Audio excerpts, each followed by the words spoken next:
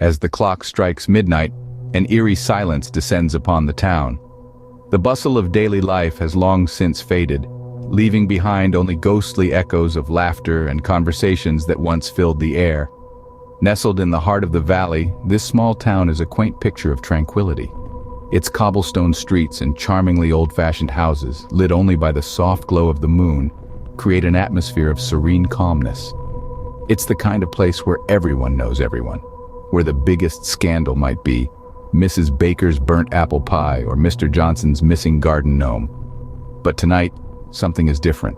The air is heavy, almost as if it's holding its breath, and the normally comforting darkness seems to be hiding more than just the night's secrets. The wind, usually a playful whisper through the trees, now carries a chilling undertone, rustling the leaves with an unsettling urgency. The town's heartbeat, once a steady rhythm of life, has been replaced by a silence so profound that it's deafening. The town stands on the precipice of an unknown horror, a dark theme that lurks just beneath the surface of the night. A tale of terror is about to unfold, a story that will shatter the town's peaceful existence and leave its inhabitants trembling in fear. The theme of the dead killer is about to be introduced, a sinister presence that will infiltrate the town's very essence, turning its tranquility into a haunting nightmare. The calmness that has settled over the town is unnatural, almost forced, as if the night itself is aware of the impending doom. It's a silence that is more than just the absence of sound. It's the calm before the storm, the stillness before the chaos, the peace before the terror. With nothing but the echo of the last chime, the town unknowingly prepares for the arrival of a terror it has never known before. As the last vestiges of safety fade with the dying echo, the curtain rises on the first act of a horror tale that will send shivers down the spine of even the stoutest hearts. In the stillness of the night, an unusual chill begins to creep in.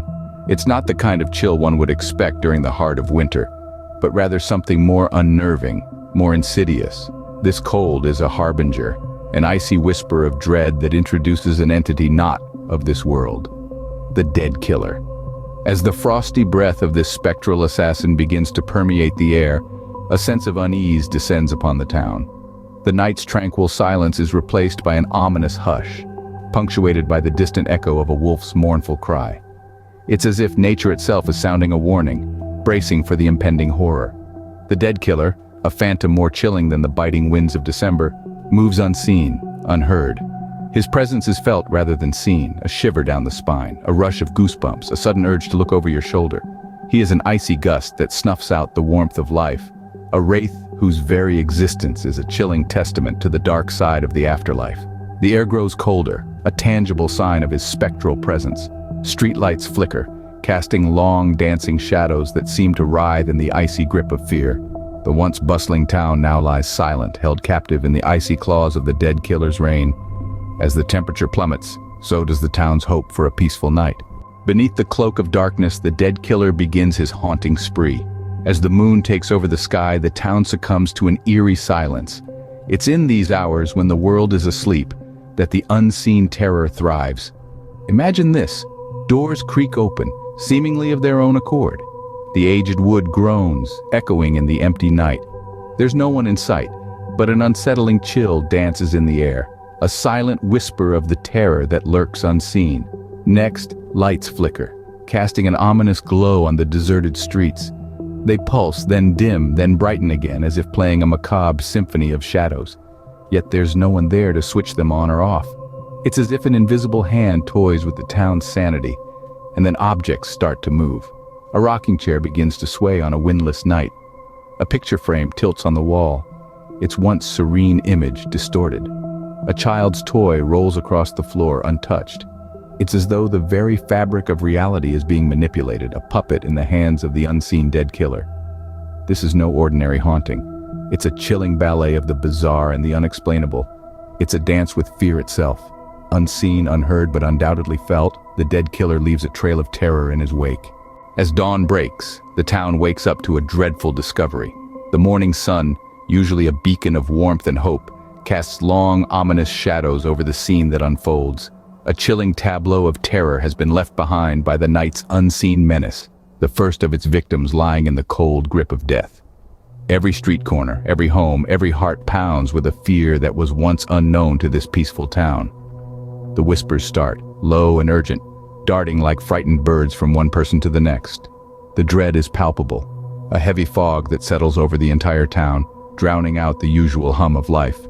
The silence is broken only by the stifled gasps and hushed prayers of the townsfolk.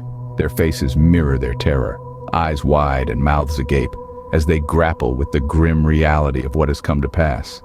The dawn brings light, but also the horrifying reality of the dead killer's presence.